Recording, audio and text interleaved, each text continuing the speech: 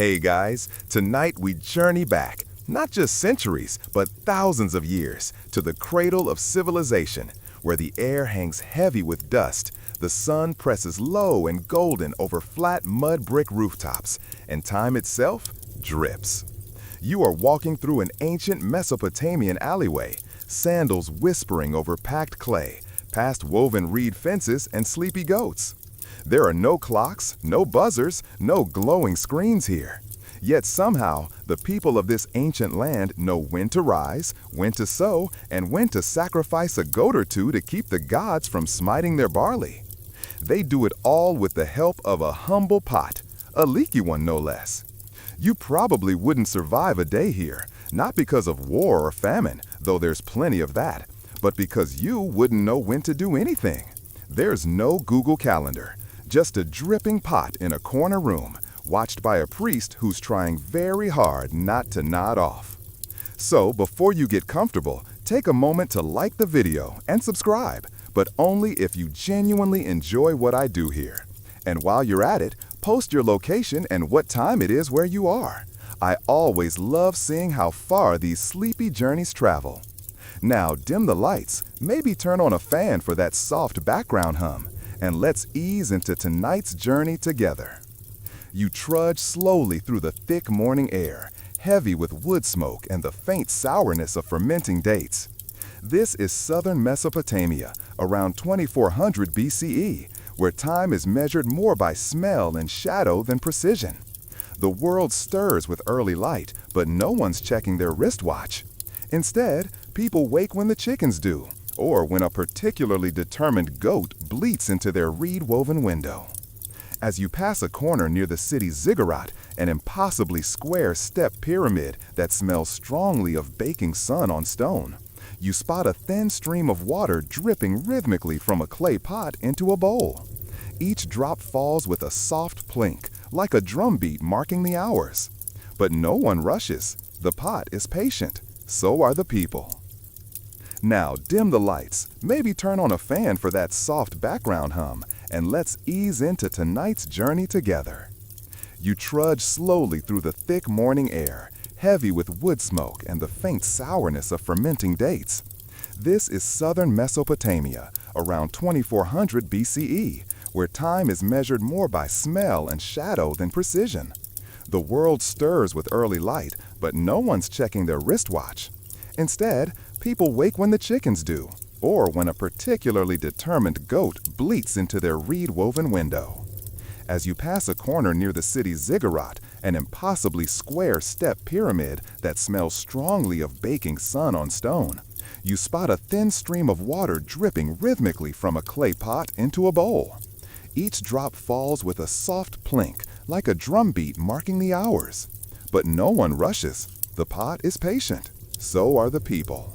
You pause here, next to a sleepy apprentice scribe who's half watching the water clock, half picking at his lunch.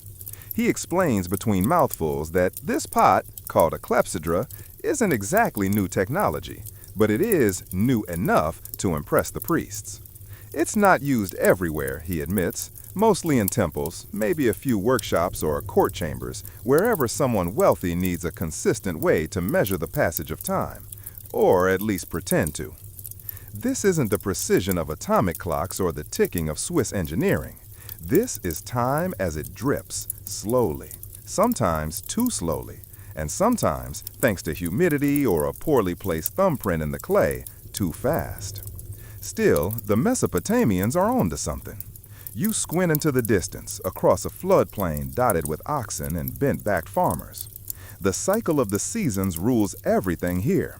Floods come, barley grows, heat rises, goats wander into inappropriate places, and it all requires timing. When to plant, when to harvest, when the moon will rise just high enough to signal a holy night. Before water clocks, people mark time by watching stars or shadows, or just guessing very confidently and hoping no one questioned them.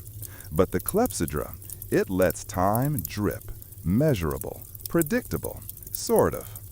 A mainstream historical fact worth whispering about here. Ancient Mesopotamians weren't the only ones playing with water and patience. Egyptians too used clepsydras, sometimes with more flair, decorated with hieroglyphics and used to track temple rituals. But most historians agree, Mesopotamia gave the world its earliest known examples of organized timekeeping, even if they weren't always waterproof. You shift slightly, the air warm against your arms. The apprentice gestures toward another pot nearby. A backup, he says, just in case the first one clogs. Apparently, that happens more than you think. Historians still argue, he adds with a yawn, whether these pots were truly meant for precise timekeeping, or if they were mostly ceremonial, like incense with a hobby. A fringe tidbit? Some ancient Mesopotamian clocks may have used colored water, not for function, just for style, because nothing says divine schedule like magenta dye in a sacred pot. You start walking again, the sun rising higher as the clay city slowly blinks awake. Vendors roll out their mats, fishermen argue quietly by the riverside. A goat, definitely the same one from earlier, blocks your path with quiet menace. You sidestep it and glance back at the water pot, still dripping, still marking time. Maybe not in seconds or minutes, but in soft, almost meditative intervals. You realize then that the clepsydra isn't just about measuring time. It's about creating a rhythm, a flow, a pattern that says this moment leads to the next, and maybe, eventually, to lunch. And isn't that enough? You step out into the courtyard of a bustling Mesopotamian home, where low walls and dusty paths create a labyrinth of domestic life. Chickens cluck softly nearby, a child wobbles past with a fig smeared across his face, and somewhere above you, a clay jug tips just slightly on a wooden beam, sending a slow trickle of water down a cord and into a basin. Not a clock exactly, but a cousin of sorts. You're starting to notice it everywhere, this measured dripping, this quiet obsession with time and rhythm. You duck under a reed awning and find yourself in the company of an older man, bare feet, wrinkled face, and eyes as glassy as sun-warmed river stones. He's carving lines into a clay tablet, each stroke methodical and slow. You settle beside him, careful not to knock over the modest pot next to his foot. He grunts softly, nods at your interest. "You've come for the story of time, then?" he asks, barely looking up. "It doesn't begin with water, you know. It begins with the stars. But water's easier to carry." He's not wrong. Before the water clocks, before pots and leaky jars, Mesopotamians watched the skies. The stars told stories, mapped the will of the gods, even suggested when it was appropriate to plant onions or hold a party. The moon especially held enormous power. From it came the earliest calendars, guiding months and festivals. But stargazing had its limits, clouds for one, and it wasn't exactly portable. Hence the clepsydra, time you could carry. The old man tells you, his voice lilting like reeds in a breeze, that the earliest water clocks were likely simple bowls with small holes in the bottom. The concept is brilliant in its simplicity. Fill a bowl, let water leak out at a predictable rate, and count the time by how long it takes to empty. Of course, the trick is in the predictability. The hole can't be too big or too small. The temperature and air pressure can change the flow. And then there's the water itself. Spring water is lovely, but not always available. River water might carry silt, clogging your precious hole, which would be both embarrassing and wildly inaccurate. Historians still argue whether these bowls were meant for general public use or restricted to elite temple rituals. Some believe they were used to regulate night watches, ensuring that guards changed shifts every few hours. Others suggest they were tied to religious ceremonies, when the timing of chants and offerings needed to be precise, down to the last sacred drop. One quirky twist? Some records mention measuring time by how many songs could be sung while a bowl emptied. That's right, your shift at the temple might have lasted exactly 3 sad Mesopotamian ballads and a chorus. As the old man speaks, a slow breeze tugs at the hanging flax curtain behind him, and the clay pot beside his foot releases another drop with a soft plink. It echoes, oddly loud in the quiet moment, as if the pot is chiming in on the story. He gestures with his stylus toward a clay tablet drying nearby. It's inscribed with a series of rows and symbols, calendar dates, planetary movements, market timings.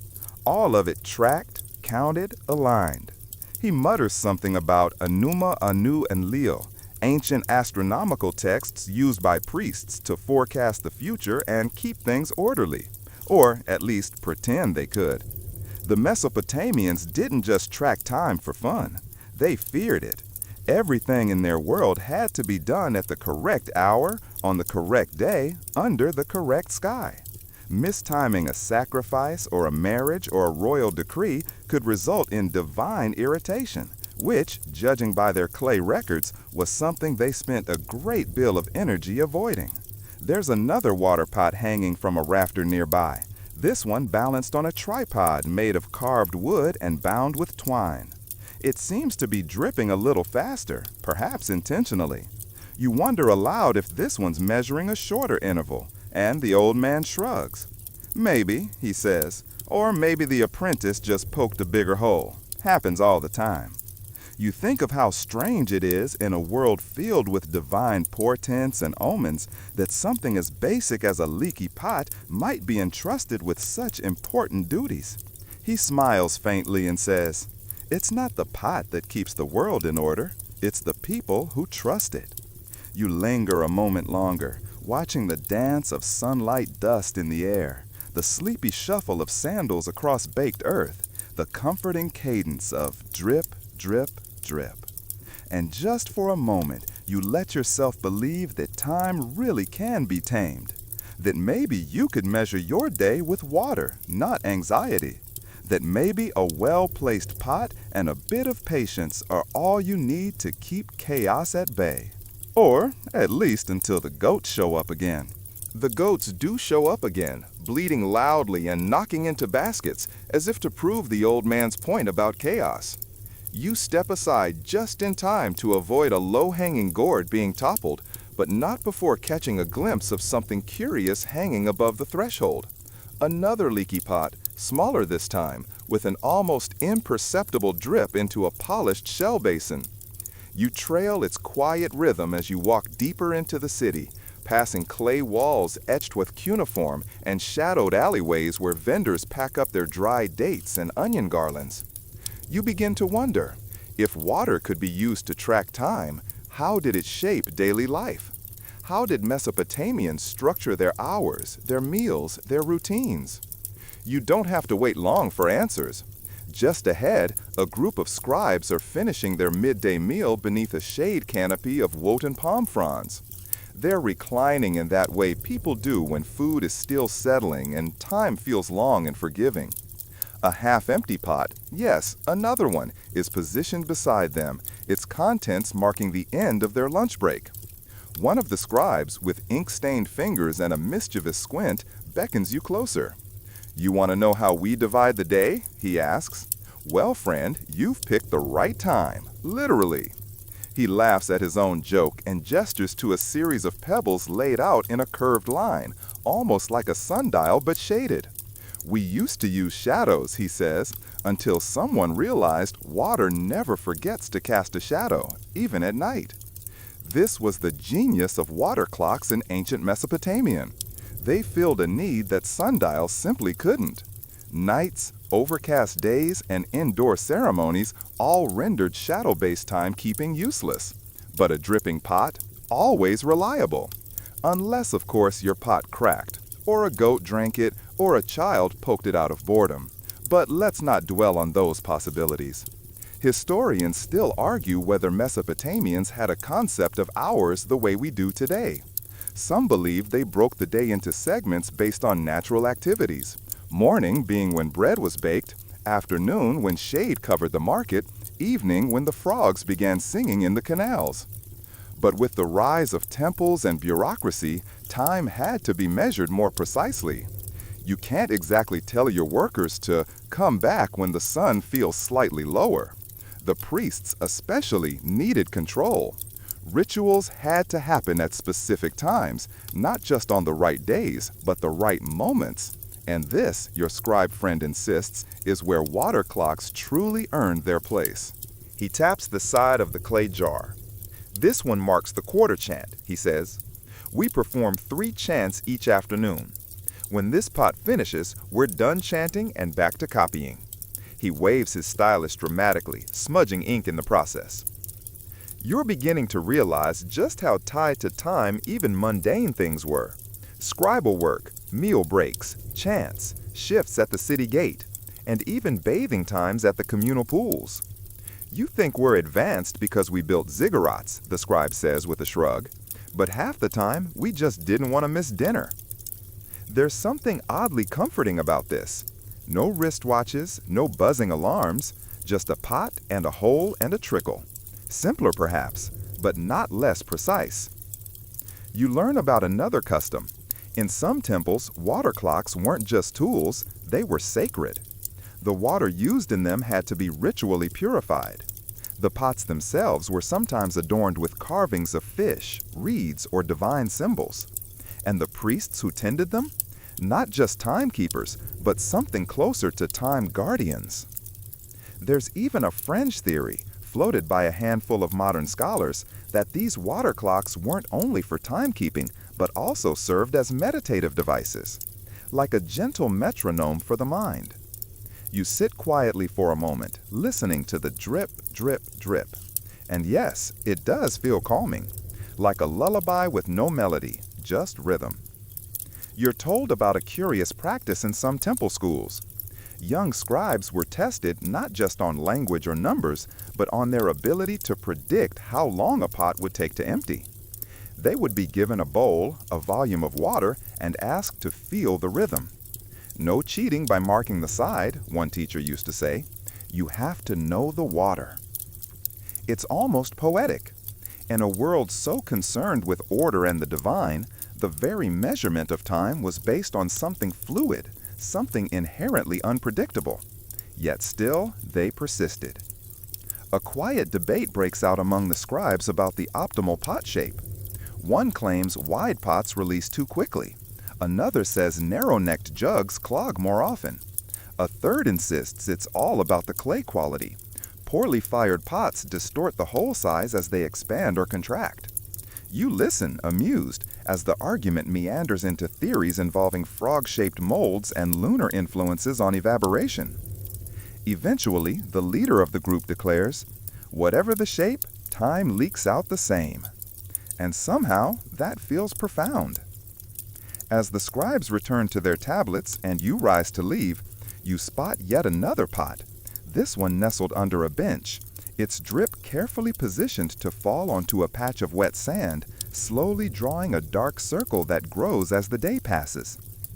You smile to yourself, imagining a world where meetings start not when a bell rings, but when the sand finally darkens, where time is soft, slow, and carried in a pot. It's getting late now. The markets are closing. The chickens are quieter. And somewhere far off, a temple bell rings, probably triggered by a pot that just emptied. The sun is slanting lower now, casting amber light across the clay streets as you drift deeper into the heart of the city. A light breeze carries the smell of baked barley and something vaguely herby, maybe coriander or bitter fenugreek wafting from a household kitchen. You're headed toward the temple quarter, not by direction exactly, but by instinct. Like the leaky pots, you seem to be pulled along a path both measured and slow. You duck beneath a low stone arch and enter a quieter district. Fewer goats here, more solemnity. The walls rise higher, daubed with faded murals of winged lions and long-bearded men in patterned robes. Temple guards lean lazily on spears, their eyes tracking you but with no real suspicion. They've seen stranger things, probably. A thin young acolyte passes by carrying, what else, a leaky pot. This one is made of dark obsidian-colored clay, and the handle is wrapped in leather.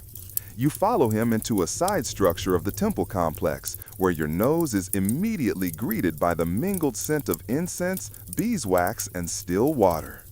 Inside, the space is surprisingly cool. Shallow pools reflect the ceiling beams and ripples, and the only sounds are the gentle splash of dripping water and a far-off chant echoing down stone corridors. This, the acolyte tells you, is the timekeeper's chamber, known among temple staff simply as the drip room. Accurate branding, really. Here, pots aren't scattered randomly or hung casually above door frames. They're aligned in methodical rows atop stone stands. Most are identical in shape and volume, and each is fitted with a fine reed stopper drilled with a minuscule hole. The pots are marked with thin etchings around their inner rims, allowing the priests to measure how far the water has descended, like an ancient liquid ruler. You peer at one closely and notice a faint scratch shaped like a lion, then another shaped like a sickle moon.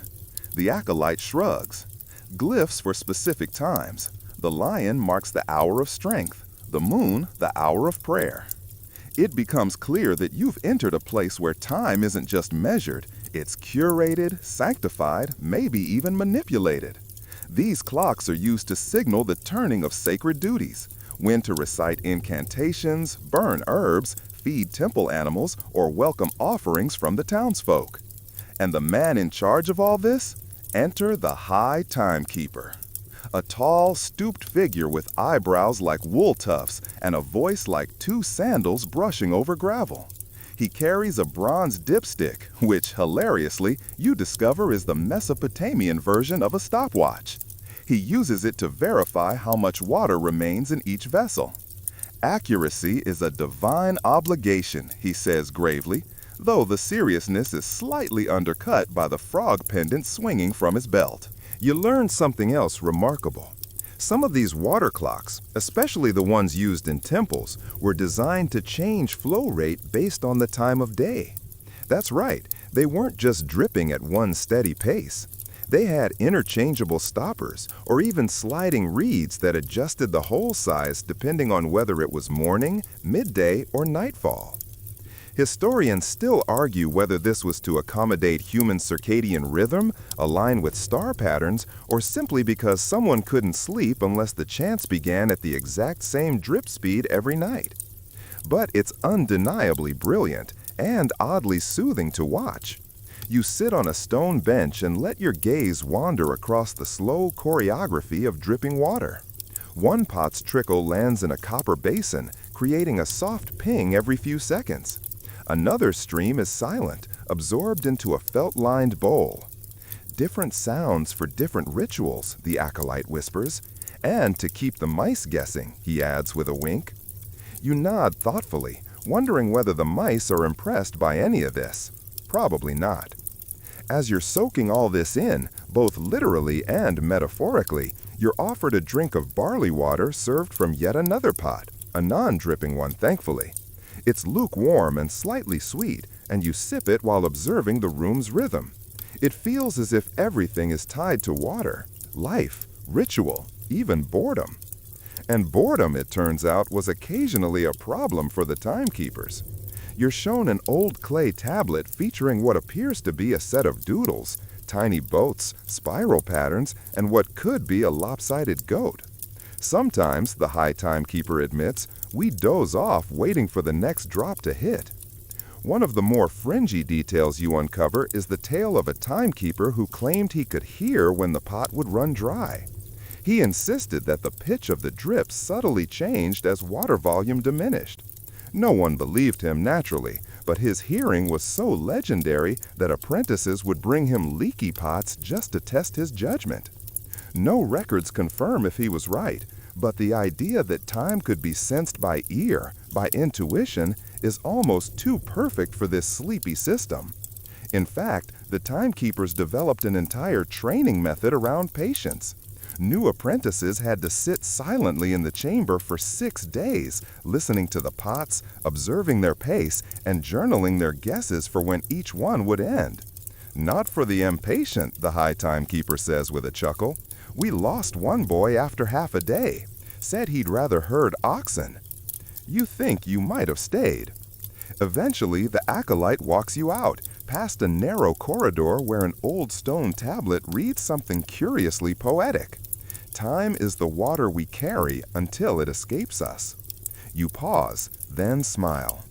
Outside, the air feels warmer now, the sky tinged with soft pink. A new rhythm begins, the clatter of evening pots being prepared. Another day slowly empties, drop by drop. The sun has dipped low now, and the streets begin to flicker with the yellow glimmer of oil lamps. You turn down a quieter lane, where the walls are lower and voices murmur and sing-song from behind linen curtain windows. Time here is softer, not just measured, but lived in a way that slips between rituals and routines. As you walk, you notice how the ordinary people keep time. Not every household has access to a temple's sacred leaky pot, after all. So how did the average Mesopotamian know when to wake up, knead dough, or call the goats home? Turns out they got creative. You round a corner and see a woman squatting beside a courtyard fountain, carefully filling a clay vessel. She ties a knot of reed grass around the handle and watches as water begins to seep through a pinhole near its base. She's made her own water clock. Cruder, yes, but still functional. She tells you the pot will take about 5 prayer songs to empty. Not exactly Swiss precision, but not bad for 2300 BCE. This is where you start to grasp something fascinating. Daily timekeeping in ancient Mesopotamia was as much auditory as it was visual. Everything had a rhythm. The grain grinders sang certain tunes while working. Faster songs in the morning, slower ones near dusk. Street vendors called out with time-coded pitches. And temple bells, they weren't just for show. Their chimes, often made from bronze or carved wood, rang out at intervals tied to water clocks behind the scenes. A cheerful old man invites you to sit with him in a shaded nook and tells you about his neighbor, a baker, who uses dough as a timer.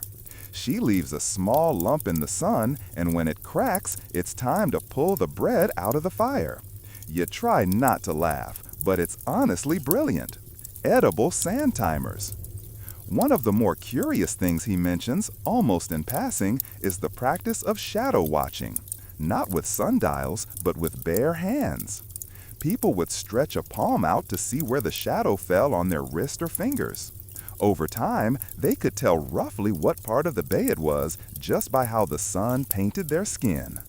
The body was our first clock, he says with a wink, showing you his own deeply tanned forearm, lines like solar notches marked by years of practice.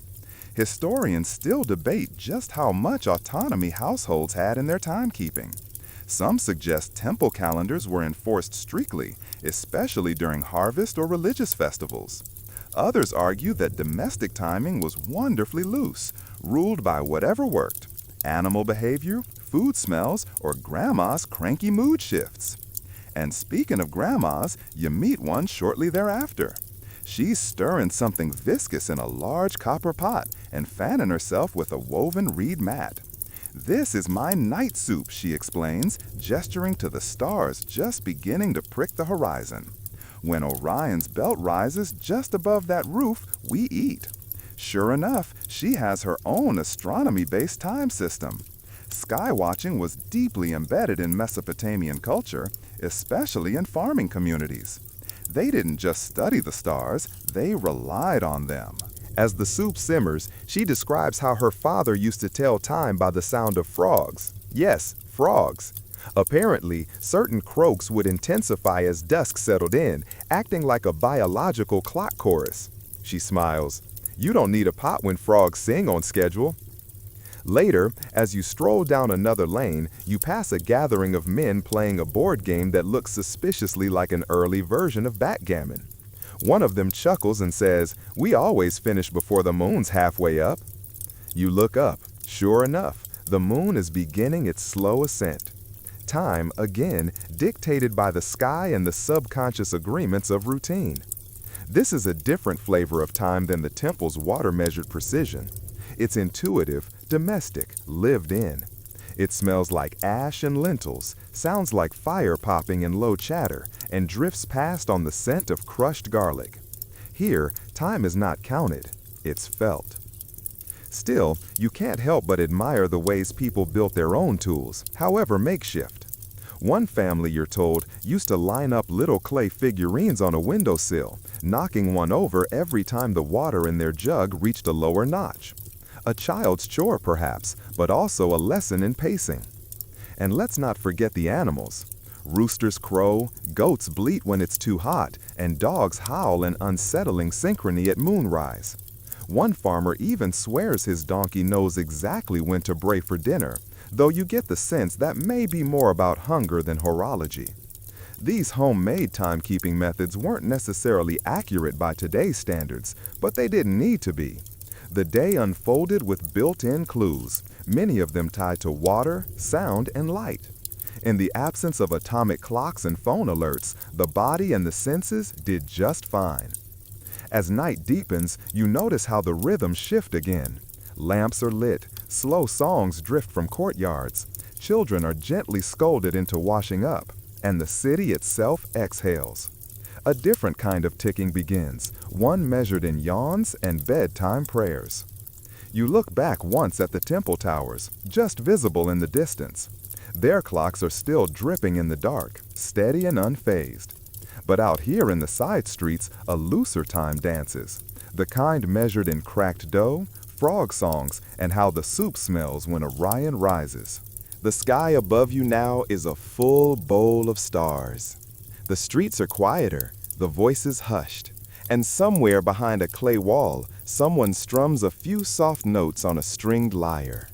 You stretch your back and keep walking, lulled by the rhythms of this sleepy city where time drips, hums, and crackles softly in the firelight.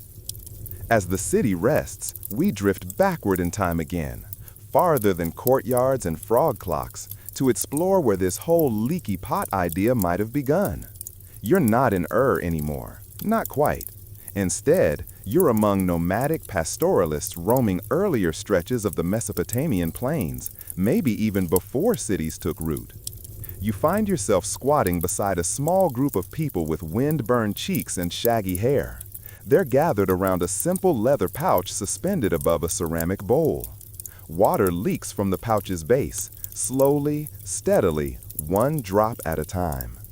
For timing grazing rotations, someone murmurs.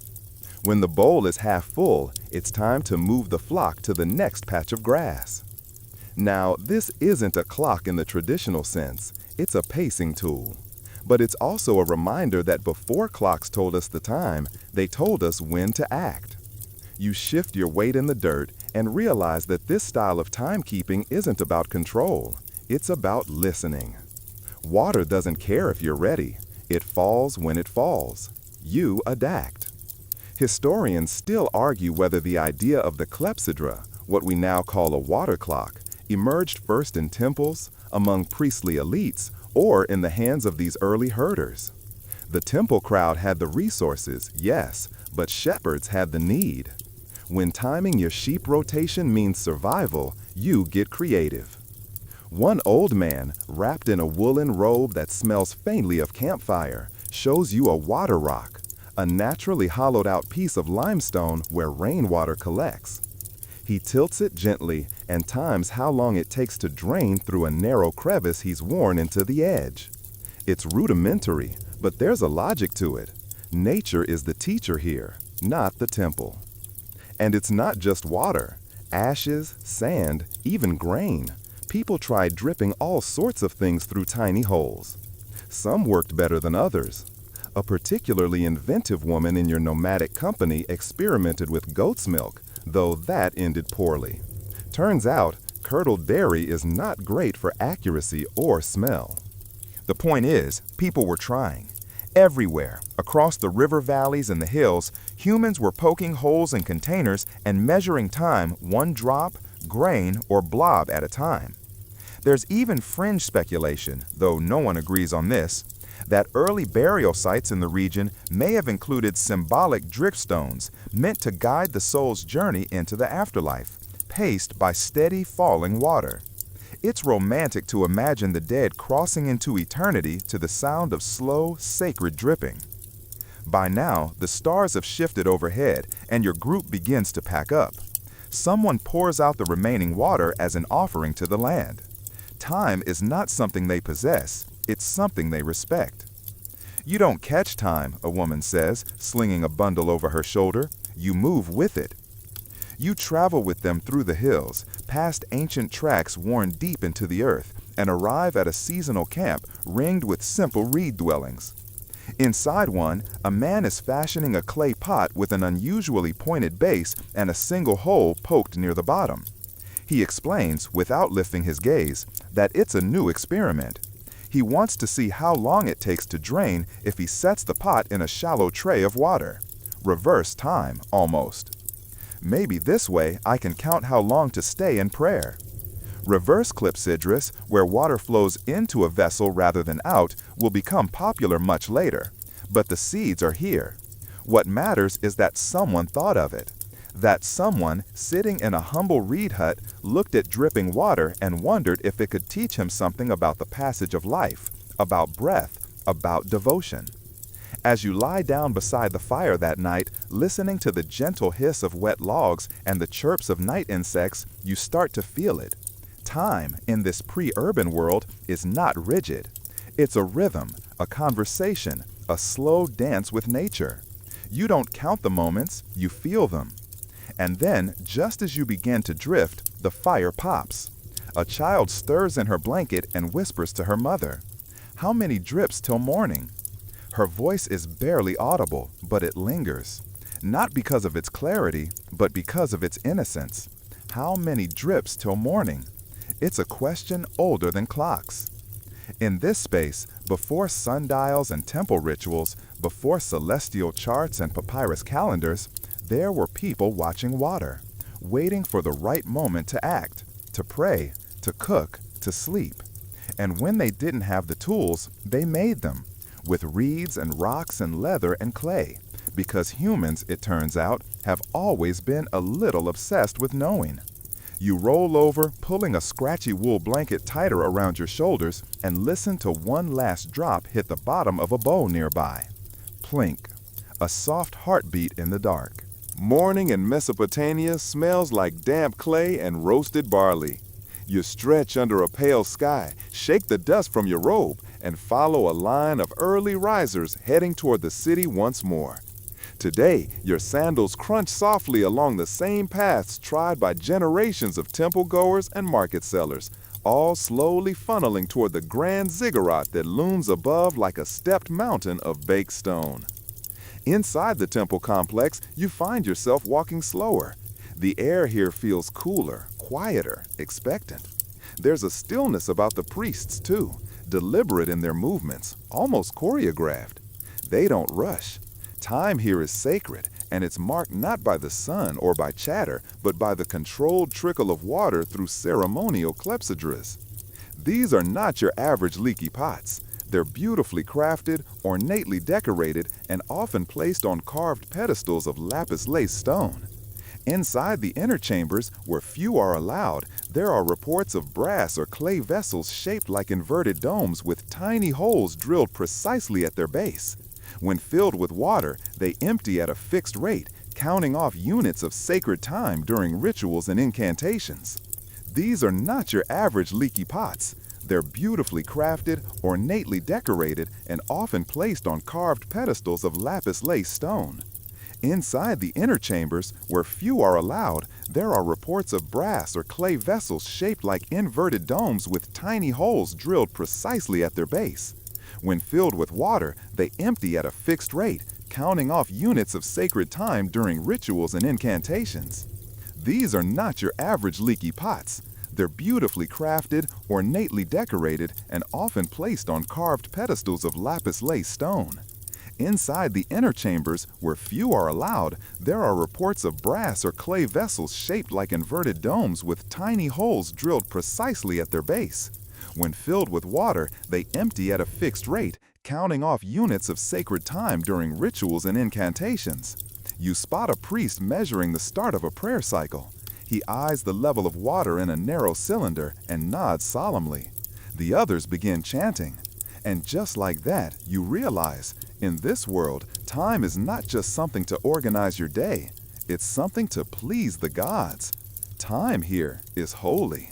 Historians still argue whether these temple clocks were kept hidden intentionally or whether they were simply so arcane that no one outside the priesthood could operate them properly. Some scholars believe that clepsydras in temples functioned as secret tools of power, like calendars only the elite could understand. Others think they were open instruments of community rhythm, guiding the festivals and offerings. Either way, water ruled. In one corner of the temple, a boy apprentice stares into a squat vessel filled with dyed blue liquid. He's been tasked with recording the time it takes to drip into a marked basin below. Every line scratched into the clay represents a prayer interval. But as you glance at the bowl, something odd stands out. The hole's position seems ever so slightly different than the others. It's been plugged and re-drilled, adjusted. Why? Well, this is where it gets interesting. These water clocks weren't always accurate. Not because the Mesopotamians were careless, but because water doesn't behave the same way all the time. Temperature, pressure, the shape of the vessel, all of it affected the flow. So, priests became tinkerers. They adjusted the hole size, shifted its placement, or changed the liquid entirely to maintain consistent timing. Some even added oils to the water to slow evaporation. One tablet from the ancient city of Mari includes a scribe's complaint. The vessel did not match the hour did not match the rite. A timeless problem. How to trust your tools when your tools depend on a drop of water falling at just the right speed. Of course, even sacred timekeeping had its quirks. One fringe account speaks of a temple in Eridu where frogs nested in the ceremonial basin and disrupted the flow. Another tale tells of a mischievous novice who would drink from the clepsydra when no one was looking, throwing off the morning chants.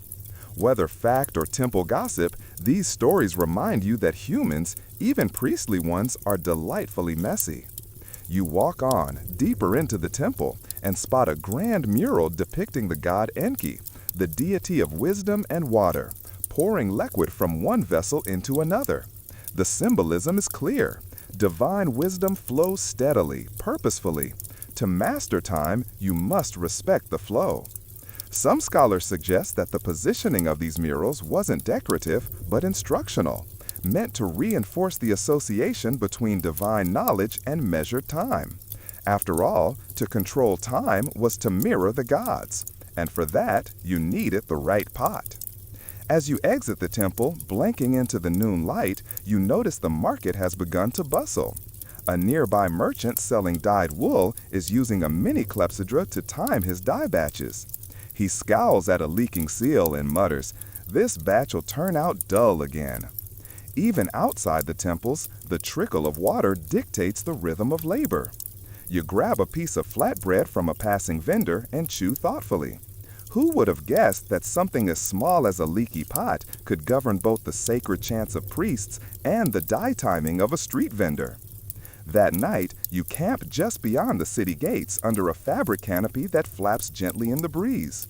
The stars are dimmed by a creeping mist, and somewhere in the distance, you hear a slow drip from a cracked jar. You smile. It's still going. Someone's still counting. And whether for gods or groceries, time, measured by the humblest of tools, marches softly onward. Sleep is gentle but short, and by the time you wake, the embers in the cooking pit have cooled to gray. Your bones crack a little as you stretch, and your breath curls in the early morning air.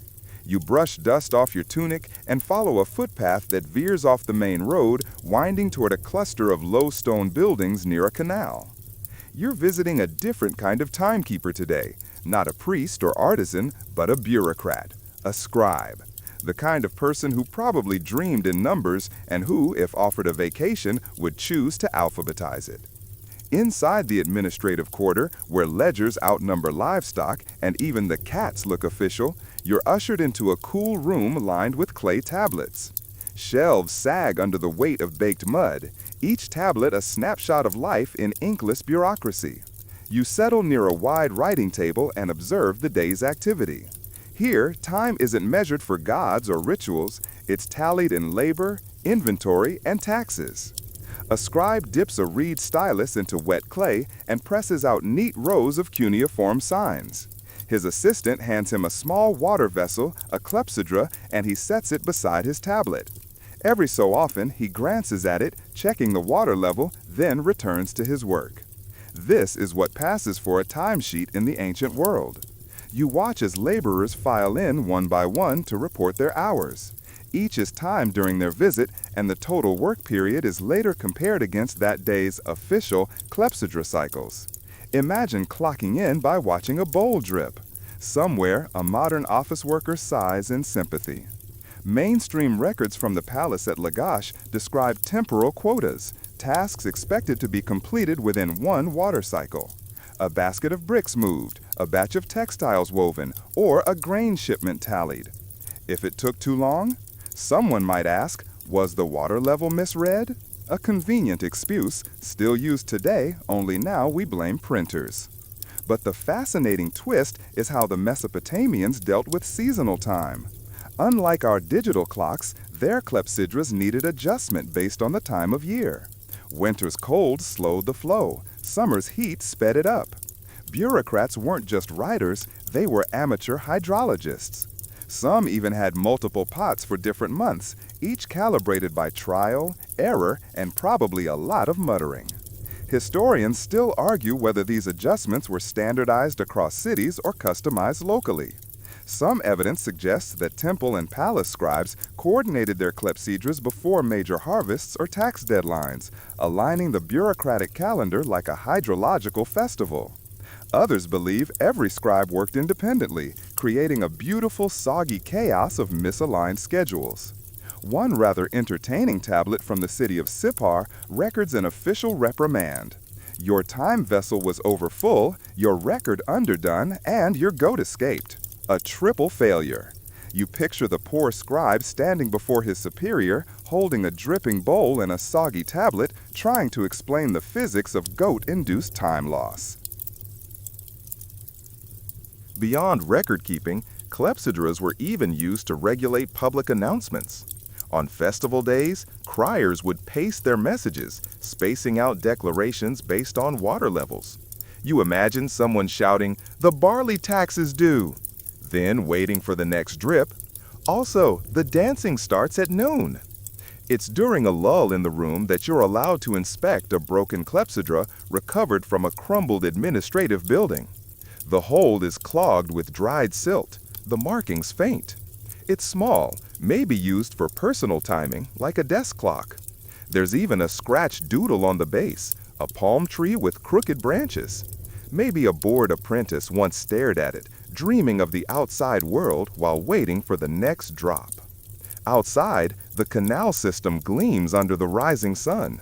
You follow its curve and find a spot where workers are digging a new irrigation channel. A foreman watches a clepsydra perched on a clay brick. Every time the bowl empties, he calls for a crew shift. The men sigh, stretch their backs, and swap places. One scratches his beard and mutters, "Couldn't we just wait for the sun?" But the sun is unreliable. Clouds come and go, shadows shift. Water, when given a small hole and a patient vessel, is predictable enough to organize an empire. You sit for a while longer, letting the sounds of shovel, splash, and conversation wash over you. These aren't priests or philosophers, they're ordinary people navigating life by trickles of time. The clepsydra, for them, isn't mysterious. It's a workplace tool, a lunch bell, a rhythm. And in some ways, that's more magical than any temple rite. Because even here, amid the ledgers and laborers, the gentle dripping of water still shapes the day, not with grandeur, but with quiet insistence. Eventually, you rise, brush off your robes, and take one last look at the scribes at their clay desks. Their tools are simple, their calculations careful, and their time wet. You follow the canal further out, where the city thins into fields and open air. It's quieter here. The clamor of scribes and merchants fades behind you, replaced by the murmur of wind across barley, the occasional bray of a donkey, and the steady slosh of irrigation water being channeled into furrows. You trail a small farming family on their way to tend a date grove, the father balancing a jar of something on his shoulder. As you catch up, you see the object more clearly. Another water clock, but smaller and more worn, clearly repurposed. It's an old temple clepsydra, no longer fit for sacred use, but still good enough to time when to stop digging or take a break. You raise an eyebrow. The farmer shrugs and smiles. Time is time. You settle into the shade of a tamarisk tree, where someone's clever hands have fashioned a simple bench from old cartwheels. It's a good place to observe how even in rural life, far from ziggurats and palace walls, the leaky pot continues to mark the hours. The day's work is organized in slow, familiar intervals. Plow one row, let the bowl empty. Take a sip of water, repeat. There's no overseer here, no scribe recording labor cycles, yet the rhythm persists. Habit, perhaps, or respect for a pace that feels older than memory. One grandmother, wrapped in layers despite the warmth, taps the clepsydra lightly and mutters, "Too fast today. The gods must be thirsty." You smile. It's the kind of joke that only makes sense after decades in the sun. Historians still debate whether rural households truly used clepsydras, or if these were rare and passed down like family heirlooms. Some argue that oral timekeeping, based on the angle of shadows and calls of birds, remained dominant outside the cities. Others point to fragments of clepsydra-like pots found in village ruins, marked not with sacred symbols, but with scratches and names. Personal clocks, perhaps, or kitchen timers. You remember a peculiar find from a dig site near Eridu, a water clock etched with crude figures, including what might be a chicken wearing a crown. No one's entirely sure what it meant. A child's prank? A farmer's joke? Or maybe just someone who got very bored waiting for the bowl to drain. One particularly charming oral account comes from the town of Mari, where elders remembered wedding time being measured not in hours, but in clepsydra cycles. Ceremonies were paced by the emptying of 3 bowls, one for the arrival of guests, one for the feast, and one for the dancing. It gives new meaning to the phrase, "Time flies when you're having fun," especially when you have to keep refilling the pot. You watch the farmer's children play beside the field, trying to race the dripping clock with handfuls of pebbles. One declares victory when his stone outlasts the flow. He bows deeply, announces himself master of time, and immediately trips over a sleeping dog. His sister, unimpressed, dumps the pot out to start a new era. There's something beautifully ordinary about this all. No astronomy, no divine mandates, just people using what they have, leaky pots and long days, to make sense of a life dictated by weather, soil, and the stubborn slowness of water. And it isn't just work they time, meals too are guided by the clepsydra. When the bowl finishes, it's time to put down the tools and bring out flatbread and dried figs. Even arguments, you notice, seem to end when the pot runs out. It's difficult to keep yelling when nature has offered such a polite cue. Later, as the sun lowers and the shadows grow long, a neighbor walks over with a cracked, oversized vessel. It has no hole, yet. He and the farmer sit together, debating where best to pierce it. The goal? To create a new clock, one slower than the last. A clock for the summer days, when work stretches longer and breaks are more precious. You're struck by the improvisational wisdom here. These aren't scholars in robes, they're regular people, yet they're thinking like engineers. The balance of flow rate, hole size, vessel shape, all of it is considered. Not formally, but intuitively. Through touch, through trial, through time. And as they laugh over how last year's clock flooded the bean rows, you realize something important. The leaky pot has survived, not because it's perfect, but because it's flexible. Sacred or domestic, accurate or approximate, it meets people where they are. Eventually, the clepsydra by the field trickles its last drop. The farmer stands, stretches, and calls out, "Enough for today." The kids groan, the grandmother chuckles, and the dog, now very awake, barks as if to agree. You walk back toward the village under the soft orange haze of dusk. The farmer hands you a cracked shard from one of his old clepsydras. Too leaky, he says, but still beautiful. You tuck it into your robe pocket. And as you leave the fields behind, the fragment warms against your side. Proof that even the humblest water vessel can mark not just hours, but memory. Back in the city, twilight deepens into night, and the air cools with a whispering hush that feels older than bricks or empires. You find yourself drawn toward the ziggurat again, not for ceremony this time, but for something quieter, a late shift. At the foot of the great step tower, temple aides bustle about in that drowsy, candlelit sort of way that suggests they've done this hundreds of times.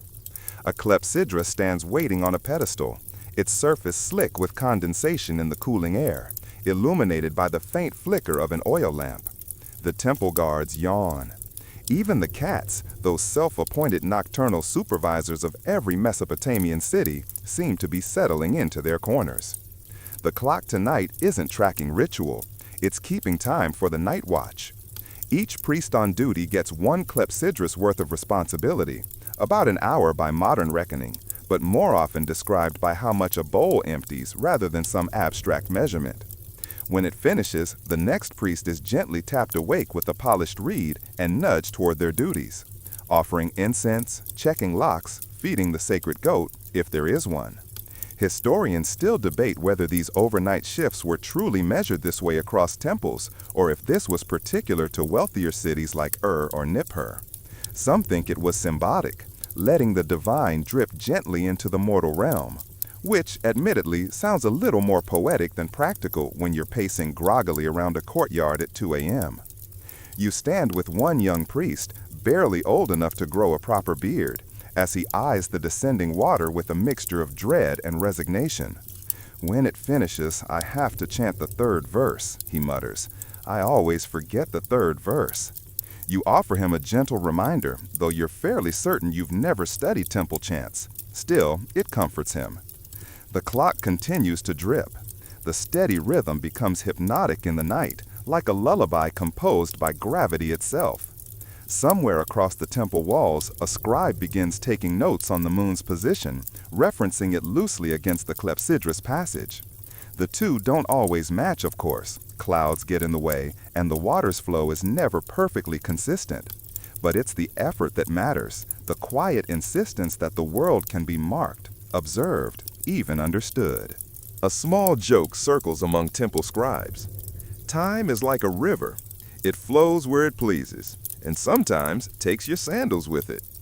You smile at the thought. That same river of time, you realize, has to be accounted for even in dreams. At the edge of the temple complex lies a simple sleeping chamber, where a priest dreams of gods whispering answers to the city's questions. But the rules are clear. No one trusts dreams unless they're timed. The sleeper's head rests beside a clepsydra, its start carefully logged. Only those dreams occurring within a sacred watch are written down. One recovered clay tablet includes such a note. Dream began at half bowl, lasted until 2/3. Message: fish with 3 eyes warns of spoiled grain. The verdict from the high priest: dream valid, increase fish offerings. You chuckle softly. Even in sleep, bureaucracy finds a way. The clock beside you finishes its slow pour. A small bronze bell rings, attached not to the clock, but to a long string tugged by the last drop of water. It's a clever addition, someone's minor innovation to ensure no priest ever dozed too deeply. The sleepy youth at your side grumbles and stumbles off into the gloam, murmuring about forgotten verses. Another priest replaces him, this one older, eyes like calm pools, hands weathered. He nods politely at the clepsydra, as if greeting an old colleague. "You keep better time than I do," he whispers, and settles into the rhythm of another night. This is what surprises you most.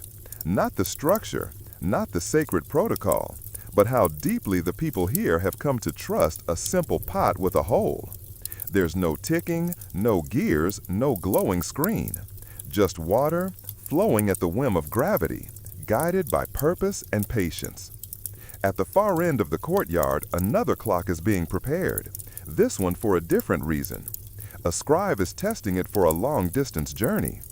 Apparently, it's been modified to drip more slowly, giving a time span of nearly 2 hours. It will accompany a caravan setting off at dawn, intended to help measure rest stops and prayer intervals across the open desert. Historians still argue whether mobile clepsydras were common or rare improvisations. Some fragments suggest they were stabilized in woven reed baskets to prevent spills. Others believe they were largely symbolic, a traveling reminder that time flows, even where walls and bells cannot reach. As the final night watch begins, you sit near one such portable clock and trace its carved symbols with your fingers.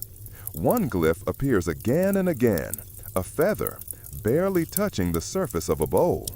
You're told it represents soft time, moments not meant to be measured with strictness, but remembered with care.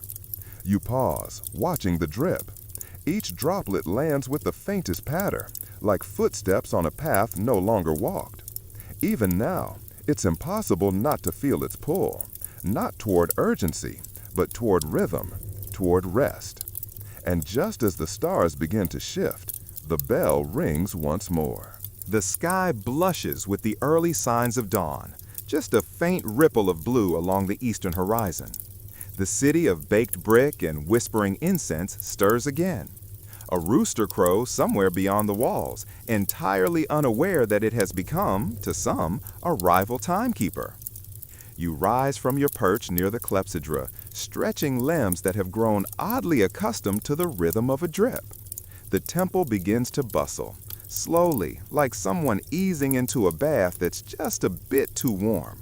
The night watch priests shuffle toward their beds, robes brushing the floor like a tide rolling out.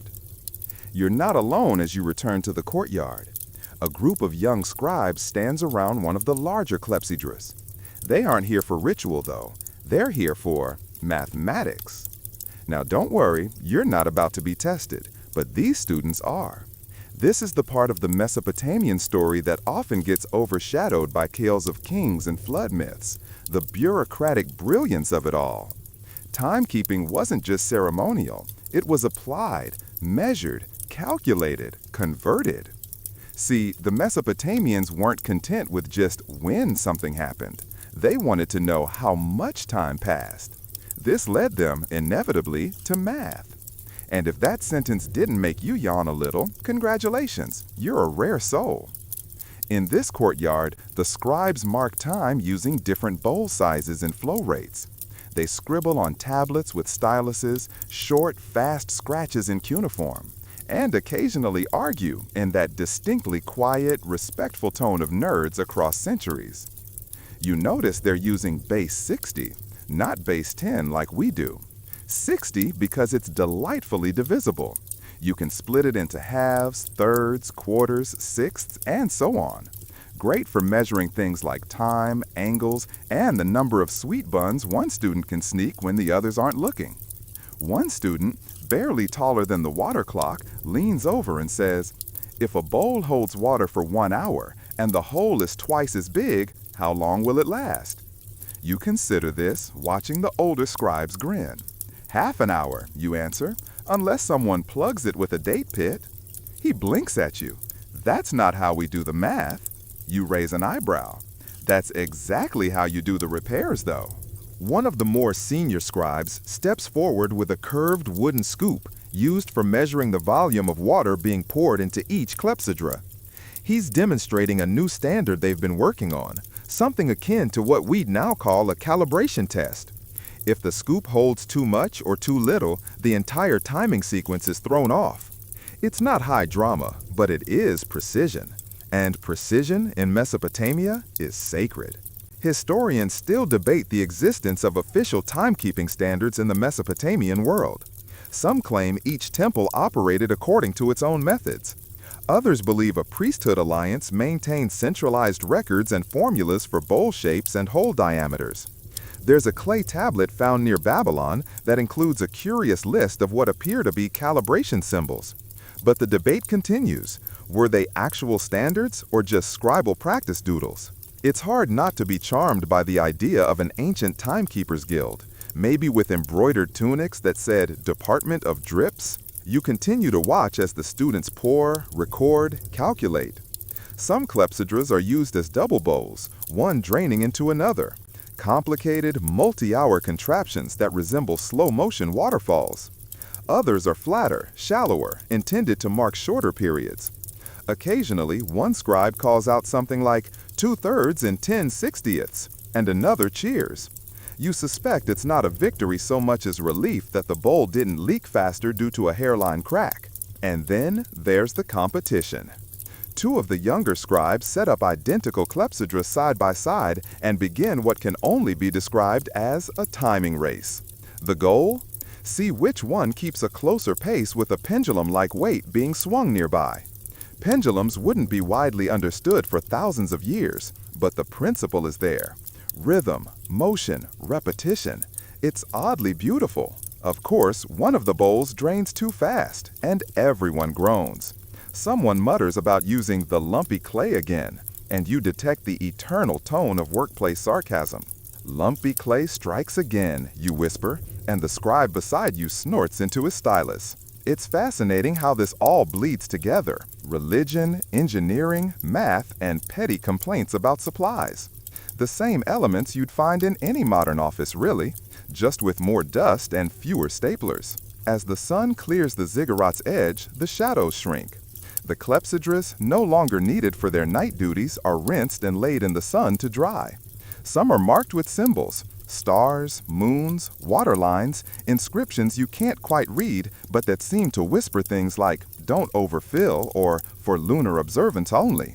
One has a tiny drawing of a goat, and no one seems to know why. You overhear a quiet joke: if the gods want perfect time, they should have made less wobbly bowls. Laughter follows. Not loud, but shared, gentle, sleepy.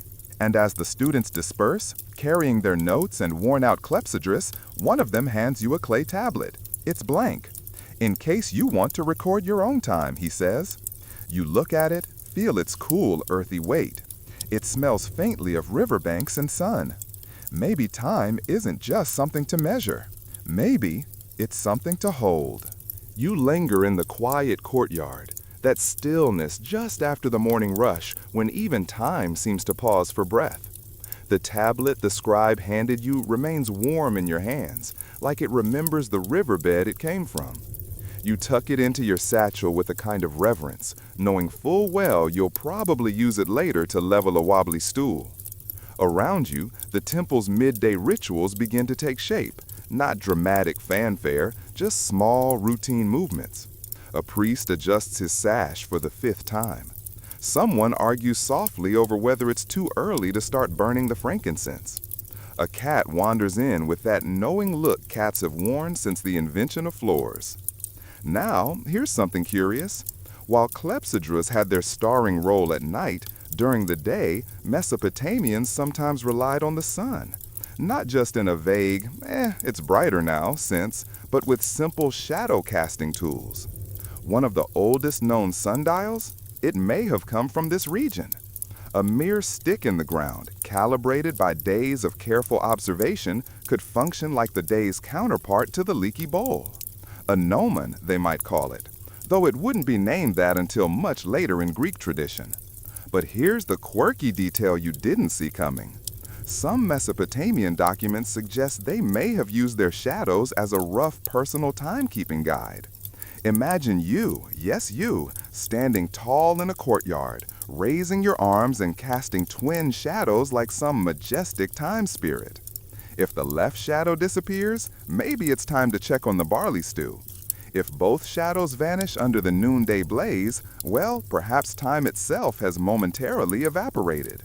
Historians still argue whether these shadow methods were systematic or just instinctive. Was there a science to it, or was it closer to Grandpa saying, "When the shadow hits the pomegranate tree, it's nap time"? You move through the city, toward the area where bureaucrats work, though work is generous. There's a lot of sitting, a lot of stylus tapping. One of them waves you over and grins. "Want to see our time log?" he asks. You do, of course you do. The tablet he hands you is full of neatly etched lines, columns of times, tasks, and notes. It's basically a timesheet. Not for billing clients, no Mesopotamian loiter jokes today, but for tracking temple duties, irrigation schedules, grain distribution. It's boring, but a beautiful kind of boring. You notice a small corner of the tablet features a faint etching of a clepsydra next to a numerical symbol. This was likely their way of noting that an event should last one bowl, a unit of time. Think of it like scheduling a meeting for half a coffee or 2 dishwasher cycles. Very relatable. There's even evidence, some scholars suggest, that in larger cities like Ur or Babylon, civil servants carried portable clepsydras. Not bowls exactly, those are hard to travel with. But small, vessel-like containers with narrow necks used not just for ritual, but to time speeches, court proceedings, or even boat crossings. Picture a stern man in linen robes holding a dripping pot while a flustered speaker tries to wrap up their argument. The Mesopotamian version of wrap it up music. Your guide chuckles as he tells you, "We used to say, if your case lasts more than 2 bowls, you're either guilty or boring." You file that away for later use. And speaking of cases, you stumble upon the corner of the administrative hall where scribes document legal rulings. Here, time is important. How long something took to happen, how many days passed between complaint and judgment, how often the same goat has wandered into the same neighbor's field. Here's the twist. Timekeeping also played into justice. Penalties might be measured by time. A merchant caught using false weights could be banned from the market for 3 nights, while someone stealing temple bread might be required to light ceremonial lamps from dusk until dawn. Clepsydras were used to mark that duration, an hourglass of consequence. It wasn't all fire and brimstone. Sometimes it was just long evenings of sitting beside a bowl, watching it drip, and reflecting on your choices. You sit down next to one of the clerks. He's young, probably not long out of scribe school, and absolutely sick of clay dust. He confesses something over a bowl of lukewarm beer. Sometimes we fudge the timing, just a little. You raise an eyebrow. For justice? No, he admits, for lunch. Fair enough. The lines between sacred and secular are blurry here. Time isn't just a priestly concern. It shapes laws, trade, meals, even naps. A city-state functions on rhythm, and rhythm, once again, requires someone to count the beats. Back outside, a few children are playing a game involving chasing their own shadows. They squeal in delight when the shadows merge, then disappear. An elder watches them and laughs softly. That's the sun's way of keeping time, she says. Fast when you're young, slow when you're old, stops entirely when you're waiting for stew. You think back to that early water bowl. It drips like a lullaby. All these methods, bowls, shadows, sunsticks, they weren't invented for obsession. They were for balance, predictability, maybe even peace. And now, as the temple bell chimes, not because of a clock, but because someone felt it was time, you find yourself resting against the cool brick of the courtyard wall. A breeze stirs the dust. A goat snorts nearby. Someone laughs far off, probably at the timing of something entirely ordinary. Time, it seems, is not always a tyrant. Sometimes it's just an old friend holding a bowl, asking gently if you're ready for what comes next. You wander from the bustling temple courtyard toward the quieter edges of the city, where artisans hammer metal and knead clay in rhythmic repetition.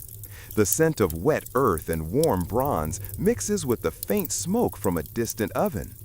Time here moves differently, less about ceremonies, more about craft and commerce.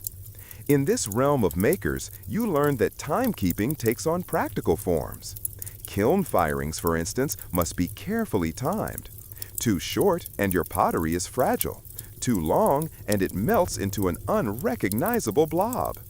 The ancient potters used water clocks to monitor firing durations, balancing the flame with dripping precision. Imagine standing beside a kiln, the air thick with heat, clutching a small clepsydra like a lifeline. You watch the water drip, drop, telling you when to open the door just enough. Not too early, not too late. It's a delicate dance between science and intuition. Now here's a detail that might make you smile. Some pottery workshops had timekeepers, apprentices, whose sole job was to watch the clepsydra and call out when the right moment arrived.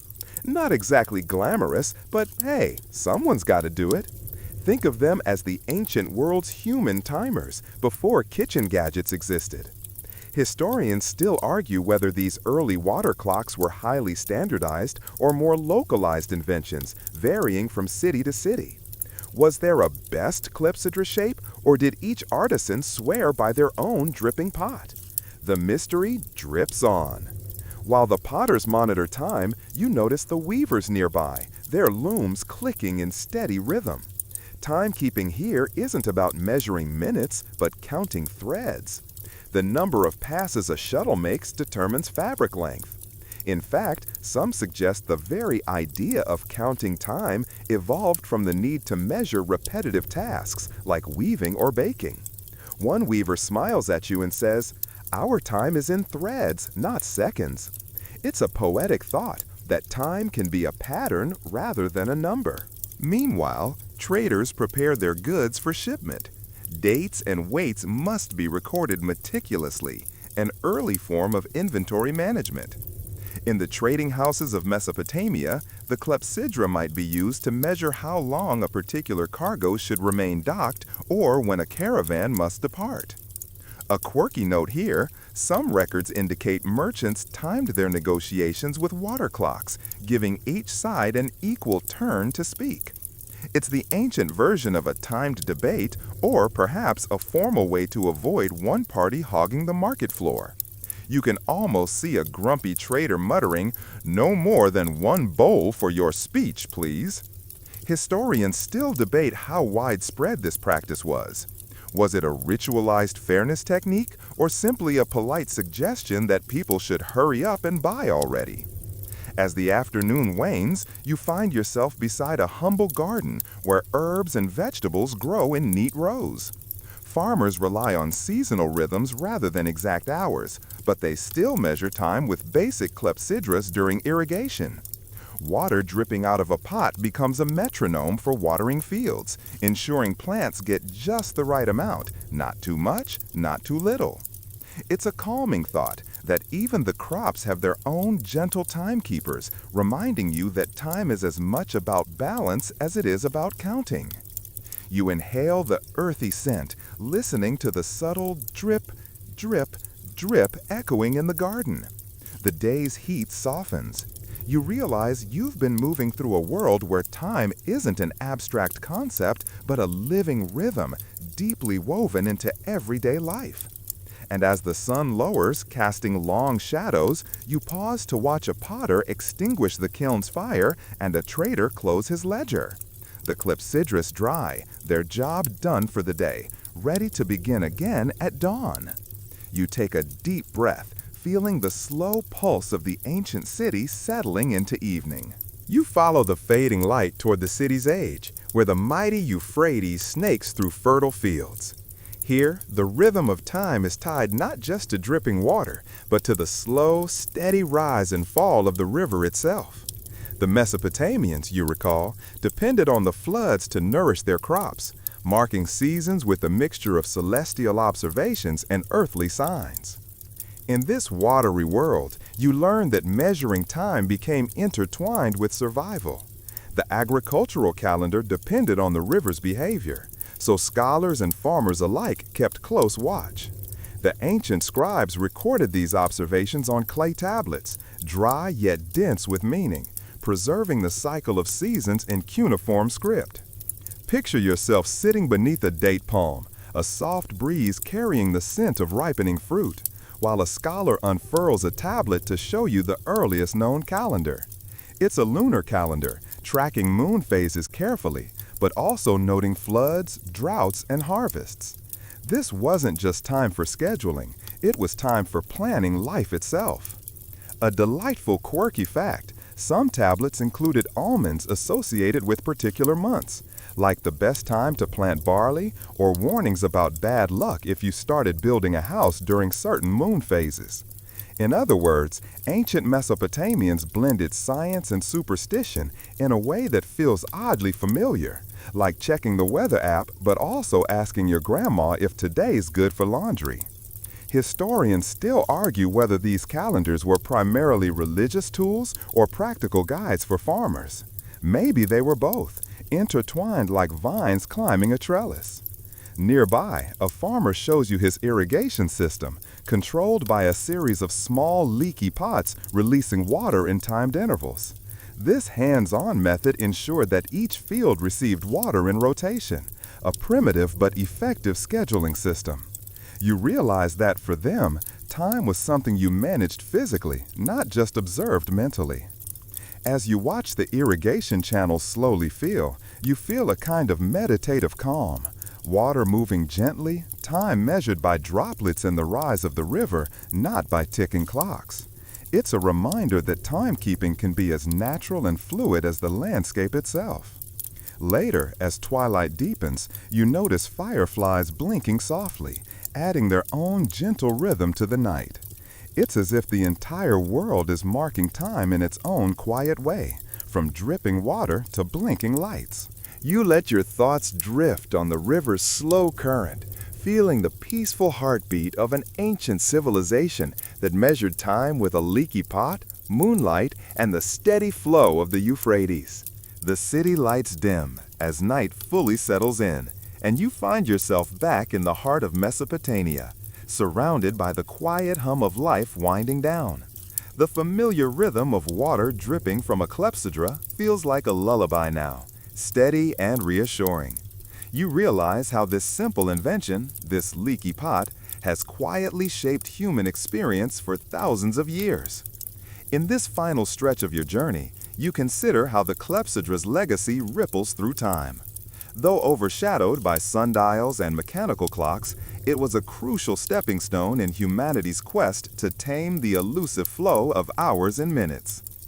Imagine a Mesopotamian scholar, candle flickering beside a clay tablet, carefully noting the water's pace as it slips through the narrow spout. This humble instrument connected the celestial with the earthly, the divine with the practical, bridging gaps between myth and measurement. One intriguing quirk, some clepsydras were built with elaborate designs, some shaped like animals, others inscribed with prayers.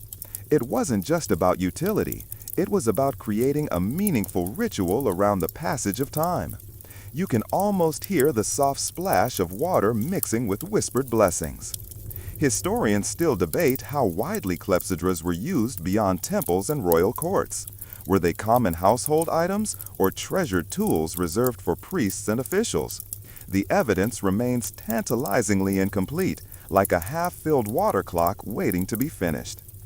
As you let your mind drift, you remember the countless everyday moments marked by these dripping vessels. The potter timing a kiln, the trader measuring negotiation turns, the farmer pacing irrigation, the scholar charting the lunar cycle. Each moment a quiet testament to human patience and ingenuity. Now, as your own breathing slows and the room darkens further, you feel connected to those ancient rhythms. Time's gentle drip continues, steady and unhurried, carrying you softly toward rest.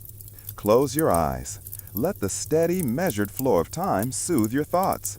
Remember, even the oldest civilizations knew that sometimes, to truly understand time, you just have to watch the water drip. And now, as the last droplets fall, we ease together into calm. Feel the gentle pulse of ancient waters, slow and measured, washing over you like a quiet stream. Let your muscles relax, your thoughts soften. The world outside fades gently, replaced by the timeless rhythm that has soothed countless souls before you. There is no rush here, no ticking urgency, only the steady, patient heartbeat of history itself. Rest in this moment, wrapped in the soft whisper of dripping water, cradled by the knowledge that time, at its gentlest, is simply a flow to be followed. Breathe deeply and let your mind drift into peaceful sleep, carried softly on the waves of the past.